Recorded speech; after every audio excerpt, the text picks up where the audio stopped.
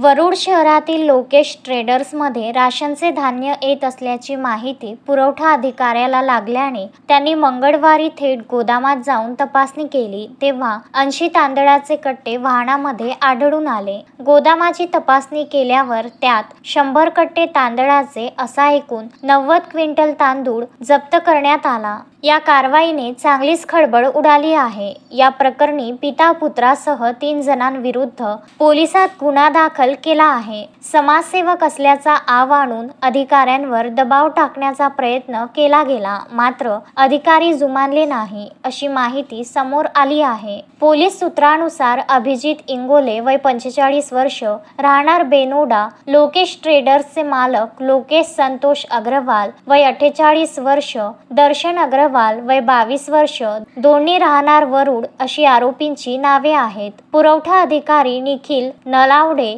यांना 30 जून रोजी दुपारच्या सुमारास एक वाहन संशयास्पद आढळून आले। त्यांनी वाहनाचा पाठलाग केला। वाहन क्रमांक MH31CB 4582 बाजार समिती दिशेने जाताना त्यांना दिसला। ते वाहन पुढे वखार महामंडळाच्या बाजूने असलेल्या गोदामासमोर जाऊन थांबले तेव्हा अधिकारी तेथे पोहोचले। गोदामामध्ये काही हमाल व कामगार उपस्थित होते। वाहन चालक आशिष पांडे यांना या धान्याबाबत विचारणा केली। त्यांनी अभिजित इंगोले, राहणार बेनोडा याचे नाव सांगितले। यानुसार धान्य साठा कोठून आणला याची चौकशी करून अभिजित इंगोले याचे बयान नोंदविण्यात आले। त्याच्या माहितीनुसार बेनोड्यात एक किराणा दुकान आहे। त्या ठिकाणी परिसरातील राशन कार्ड धारक स्वस्त धान्य दुकानातील गहू तांदूळ देऊन त्या बदल्यात किराणा साहित्य घेतात। तो एकत्रित धान्य साठा जमा करून वरुड येथील लोकेश ट्रेडर्स येथे 23 रुपये प्रति किलो प्रमाणे विकला जातो।